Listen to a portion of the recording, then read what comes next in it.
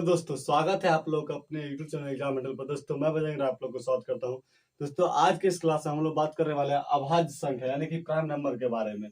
तो आज हम लोग बात करेंगे किस पर? अभाज्य संख्या पर। अभाज्य संख्या क्या होती है, अभी क्या है, ग्रुप डी का एग्जाम होने वाला, और आज हम लोग ग्रुप डी के विशेषतः इस चीज को देखते चलेंगे। और इससे ग्रुप डी ही नहीं, जितने भी कंपटीशन एग्जाम होता है बहुत सारा क्वेश्चन पूछा जाता है। और इस क्लास में हम लोग आज ऑब्जेक्टिव क्वेश्चन जितना भी बनता है, बहुत सारे क्वेश्चन इससे क्या होता है कि ऑब्जेक्टिव ग्रुप में ले आता है।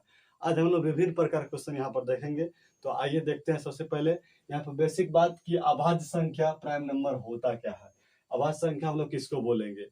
तो वैसी संख्या जो अपने आप से या एक के अलावा किसी से न कटे उसे हम अभाज्य संख्या कहते हैं। क्या कहते हैं? वैसी संख्या जो अपने आप से या फिर एक के अलावा किसी से न कटे उसे भी कहते हैं अभाज्य संख्या। जैसे एग्जाम्पल के रूप में हम लोग देख लेते हैं, जैसे अभाज्य संख्या मान लीजिए क्या कहा गया है, अभाज्य संख्या। तो अभाज्य संख्या होता क्या है? अभाज्य संख्या, अब देखिए इसमें अभाज्य संख्या कितना होता है। सबसे बड़ी बात, 1 से लेकर के 100 के बीच में कितनी अभाज्य संख्या होती है?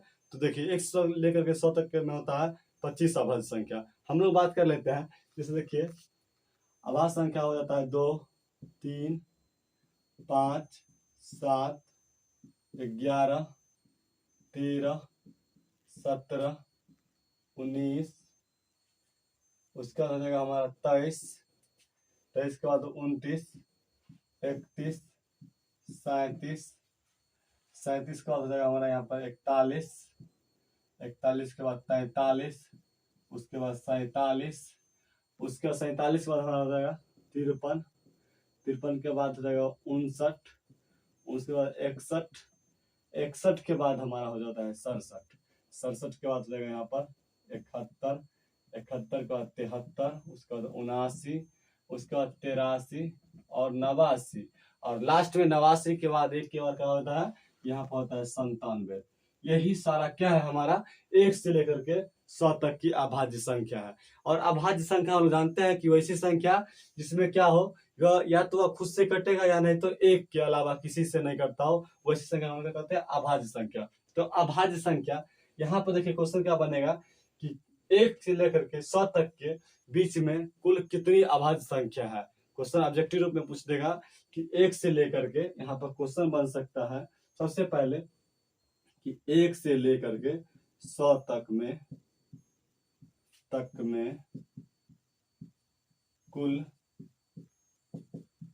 कितनी अभाज्य संख्या, क्या है, कुल कितनी अभाज्य संख्या है। तो हम लोग बात कर लेते हैं। यहाँ बोला गया है कि 1 से लेकर 100 तक में कुल कितनी अभाज्य संख्या है। तो देखिए हम लोग यहाँ पर देख लेते हैं कितना है। हम बोले थे 25 है तो पॉइंट कर लेते हैं। 1 2 3 4 5 6 7 8 9 10 11 12 13 14 15 16 17 18 19 20 21 22 23 24 25 कितना है, कुल 25 है। इससे पहले भी हम बोले थे कुल कितना होता है, 25 होता है। आप लोग इसको आसानी से याद कर सकते हैं। ऐसे देख लीजिए, यहाँ पर याद करने के बाद उससे है नहीं। अगर मान लीजिए हम एग्जाम में है तो एग्जाम में यहाँ पर हम लोग पूछ देता है कि 1 से लेकर 100 तक में कुल कितनी अभाज्य संख्या है, तो हम लोग कैसे याद करेंगे?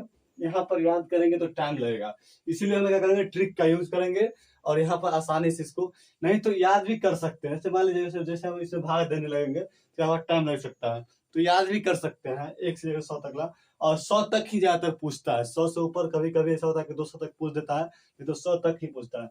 जैसे यहाँ 25 है, आप मान लीजिए कि इसी में पूछेगा कि 1 से लेके 100 तक में कुल कितनी अभाज्य संख्या है, जो क्या है, सम अभाज्य संख्या। क्या है, सम अभाज्य संख्या। यहाँ पर मान लीजिए क्वेश्चन बन सकता है कि 1 से लेकर के 100 तक में कुल कितने अभाज्य संख्या, क्या है, कुल कितने अभाज्य संख्या है। आप देखिए इसमें क्या पूछ रहा है कि 1 से लेकर के 100 तक में कुल कितने अभाज्य संख्या है।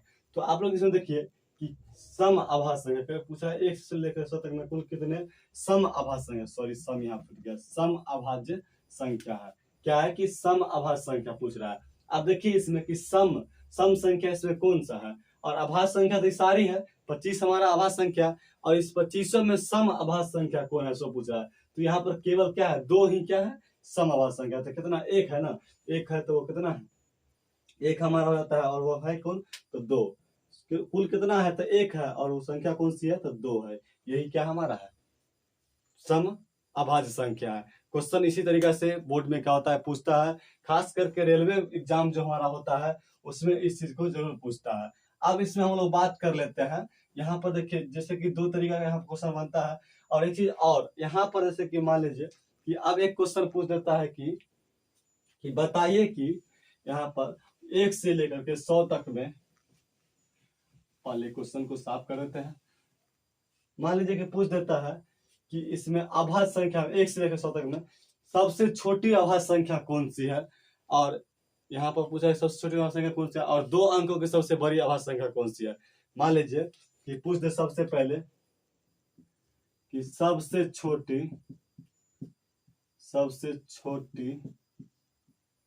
अभाज्य, क्या पूछ दे, अभाज्य संख्या, सबसे छोटी अभाज्य संख्या है कौन सी है। अब यहाँ पूछ रहा है कि सबसे छोटी अभाज्य संख्या कौन सी है, तो हम लोग इसमें क्या जवाब देंगे, सबसे छोटी बोल रहा है, तो यहाँ पर क्या है, सबसे छोटा कितना है, 2 है, तो 2 क्या हो जाएगा, हमारा सबसे छोटा अभाज्य संख्या हो जाएगा। इसी तरीके से पूछता है, ऑप्शन मान लीजिए यहाँ दे देगा, ऑप्शन दे देगा ए में 3 और बी में दे देगा 4, 4 तो होगा नहीं अभाज्य संख्या, कितना 7 दे देते हैं, जो रहेगा वही देगा, एक भी दे सकता है, यहाँ पर कोई ठिकाना नहीं है, एग्जामिनर को मन की बात है, और यहाँ दे देगा 2। अब देखिए इस तरीका से रहता है, हम क्या पूछेगा सबसे छोटी अभाज्य संख्या कौन सी है, तो रहेगा option A 3, option B 7, option B यहाँ पर सी होता है, ऑप्शन सी 1 और ऑप्शन डी यहाँ पर 2 रहेगा। तो 2 को हम लोग टिक कर देंगे, क्योंकि हमारा सबसे छोटी अभाज्य संख्या कितना है, 2 है, बाकी इसके बाद जो भी है सब बड़ा है।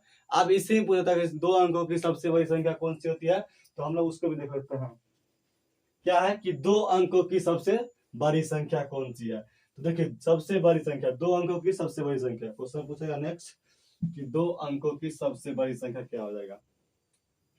दूसरा है कि 2 अंकों का सबसे बड़ी,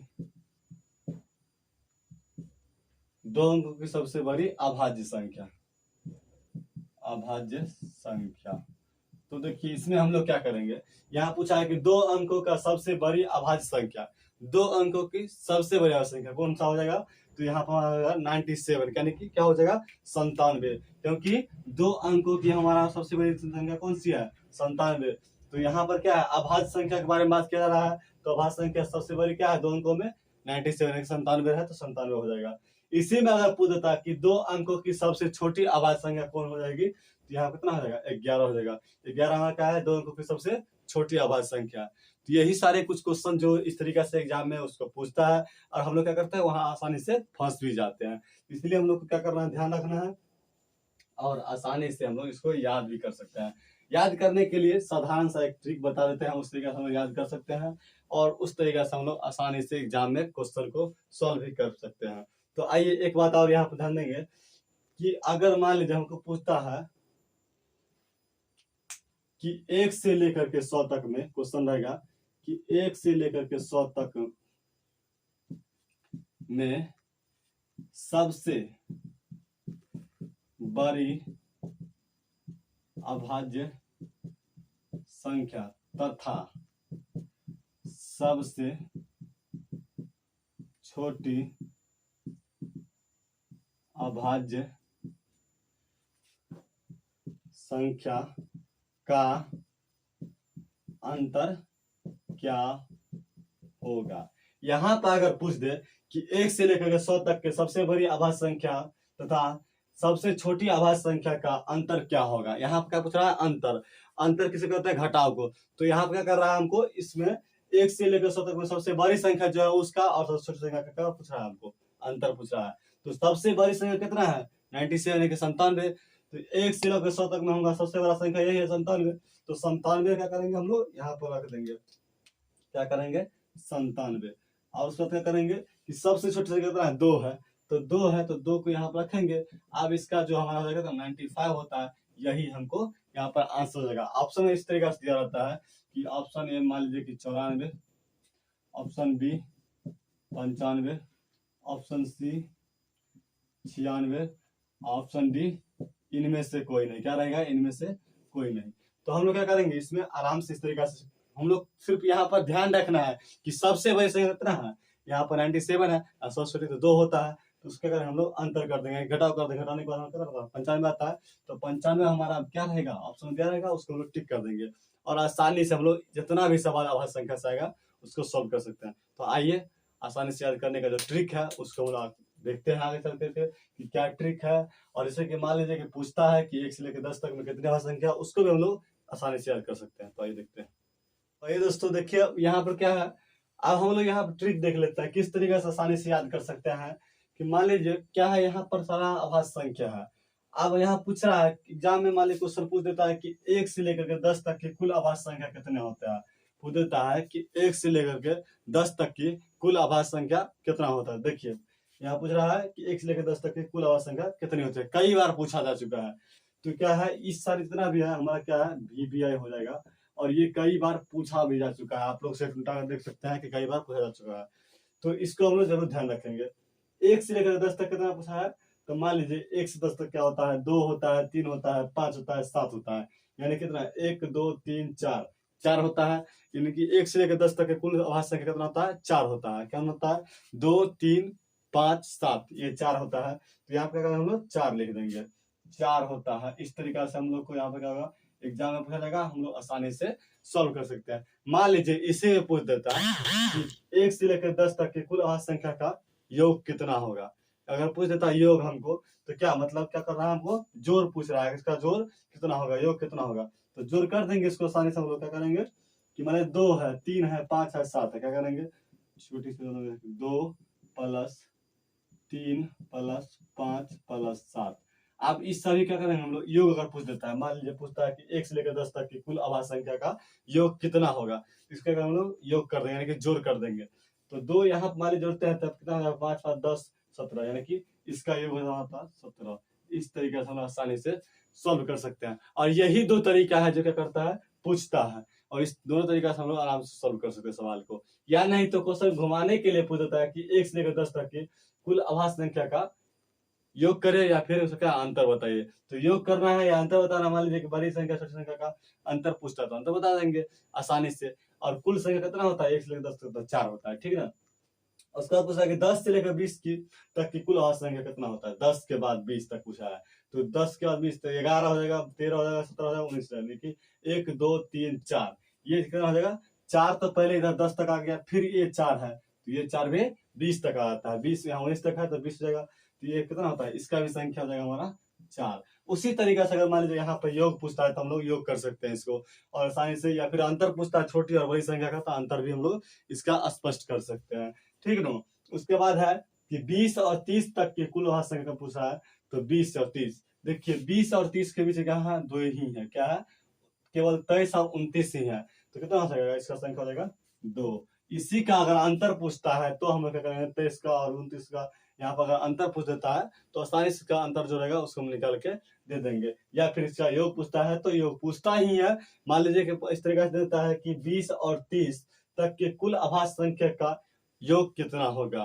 तो योग हम लोग यहाँ पर जोड़ कर देंगे, जोड़ करने के बाद जो होगा यहाँ पर दिखा देंगे, ठीक है ना। उसके बाद पूछेगा कि 30 और 40 तक का कुल अभाज्य संख्या कितना होता है। 30 और 40 पूछ रहा है, तो 30 और 40 में भी 2 ही होता है। अब देखिए याद कैसे हम लोग का होगा, सब देख लीजिए। पहले यहाँ पर निकाल लेते हैं इस तरीके से, उसके बाद याद कैसे करना है सब देख लीजिए। 2 होता है, कल कितना होता है, 31 और 37 होता है, तो यहाँ भी हम लोग 2 रख देंगे। उसके बाद है कि 40 और 50 तक की कुल अभाज्य संख्या कितना होता है। 40 और 50 के कुल कितना होता है, तो 41 है, 43 है, 47 है, उसके बाद 53 कितना होता है, 3 होता है यहाँ पर। तो 40 और 50 कितना होता है, 3 होता है, कुल अभाज्य संख्या 3 होता है। उसके बाद है कि 50 और 60 तक की कुल अभाज्य संख्या कितना होता है। 50 और 60 के बीच में 2 होता है, 53 और 59, कितना होता है, 53 और 59, ये 2 केवल होता है, तो यहाँ पर हम लोग 2 दर्शा देंगे। उसके बाद है यहाँ पर कि 60 और 70 की कुल अभाज्य संख्या, 60 और 70 के कितना होता है, 61 होता है और 67 होता है, 2 ही यहाँ पर हो जाएगा। तो 2 है, क्या है, 61 और 67 है। ठीक ना। उसके बाद है कि 70 और 80 के बीच में कुल अभाज्य संख्या कितना होता है? तो 71 होता है, 73 होता है और 79 होता है। कितना होता है? 71, 73, 79, ये तीन। इस तरीके से आप लोग को भी आसानी से याद हो सकता है, ठीक है। तो यहाँ पर 3 हो जाएगा। उसके बाद है यहाँ पर 83, 89, 87, 3 97, सॉरी 3 बचा है। अब यहाँ पर यही तीनों से बताना है। 80 और 90 तक के बीच में जो भी अभाज्य संख्या उसको बताना है। तो 80 के बीच में कितना है? 83 है, 89 दो ही है, तो दो यहाँ पर दर्शा देंगे। अब पूछा है कि 90 और 100 के बीच में कितनी अभाज्य संख्या है? तो केवल एक 97 है, ठीक है ना। केवल क्या है? एक 97 है और इसकी संख्या हो जाएगा एक, ठीक ना। इसको कहते हैं एक। आप देखिए याद करने का क्या तरीका है। यहाँ पर हम लोग आसानी से उसको याद कर सकते हैं। यहाँ पर देख लीजिए क्या करना है। क्या पूछता है? क्या ज्यादातर इसी तरीके से पूछता है कि 1 से लेकर 10 के बीच में कुल अभाज्य संख्या कितनी होती है? तो 4 होता है। आप लोग पता है कि 4 होता है। 4 कौन कौन होता है? 2 होता है, 3 होता है, 5 होता है, 7 होता है, यही 4 होता है। उसका पूछेगा 10 से लेकर के 20 के बीच में कुल कितना अभाज्य संख्या होता है? तो 11 होता है, 13 होता है, 17 होता है, 19 होता है। ये भी क्या होता है? 4 होता है। उसके बाद फिर पूछेगा कि 20 से लेकर 30 के बीच में कुल कितना अभाज्य संख्या होता है? तो यहाँ पर कितना होता है? सो जान लीजिए। 20 से लेकर 30 पूछा है तो 23 और 29, केवल 2 होता है। उसके बाद हमारा क्या हो जाएगा? वहां पूछेगा कि 30 और 40 के बीच कितना होता है? 30 मान लीजिए 41, 30 के बाद हो जाएगा हमारा कितना? 31 हो जाएगा, 37 हो जाएगा। उसके बाद कितना हो जाएगा? यहाँ पर केवल 2 उसमें भी होता है। उसमें 40 और 50 के से पूछेगा तो 41 है, 43 है, 47 है, 3 उसमें होता है। उसके बाद पूछेगा 50 और 60 के बीच में। 50 60 के बीच होता है 53 और कितना होता है? 59, केवल 2 ही होता है। उसके बाद हमारा 60 और 70 के बीच में पूछेगा तो 60 का 61 हो जाएगा और 67 केवल कितना होता है? 2 होता है। उसके बाद 70 और 80 के बीच में पूछता है तो 70 80 के बीच में होता है 71, 73 और फिर क्या होता है? 79, कितना होता है? 3 उसमें होता है। उसके बाद फिर पूछता है कि 80 और 90 के बीच में, तो 80 और 83 और 89, केवल 2 होता है। फिर 90 और 100 के बीच में कितना होता है? केवल एक 97 होता है। तो इस तरीके का कॉन्फिडेंस के साथ आप लोग याद कर सकते हैं, ठीक ना। केवल इसको आप लोग स्क्रीनशॉट कर लीजिए और इस तरीके से आसानी से याद कर सकते हैं, ठीक ना। देखिए किस तरीके से आसानी से हम लोग इसको याद कर सकते हैं। और जैसे क्वेश्चन बनता है इसी तरीके से क्वेश्चन बनता है। 60 और 70 के बीच में कुल अभाज्य संख्या कितना होता है? मान लीजिए कि हम लोग पढ़ रहे एग्जाम देने के लिए गए हैं और वहां पूछता है कि 60 और 70 की कुल 60 और 70 तक की कुल अभाज्य संख्या कितना होता है? 60 और 70 कितना होता है? केवल 2 होता है। कौन होता है? 61 और 67 होता है। कहीं से पूछ सकता है, हम लोग को याद है, आसानी से धड़क जाएगा। अब मान लीजिए कि याद नहीं है तो 60 और 70 में जितना संख्या उसको हम क्या करेंगे? भाग करेंगे, या फिर जो भी टाइम लगेगा सोचने में। ऐसा याद है। मान लीजिए 70 और 80 में पूछता है तो कितना हो जाएगा? 3 होता है। कौन कौन होता है? 71 होता है, 73 होता है, 79 होता है। इस तरीके से कन्फ्यूजन का तुरंत जवाब दे सकते हैं, ठीक ना। अब मान लीजिए कि फिर यहाँ पूछता है 90 और 100, यानी कि 90 और 100 के बीच में पूछता है कितना? तो केवल एक होता है 97 होता है, ठीक ना। इस तरीके से आप लोग आसानी से इसको याद कर सकते हैं। तो दोस्तों आज के लिए इतना ही। मिलते हैं नेक्स्ट वीडियो, तब तक के लिए बेस्ट ऑफ लक।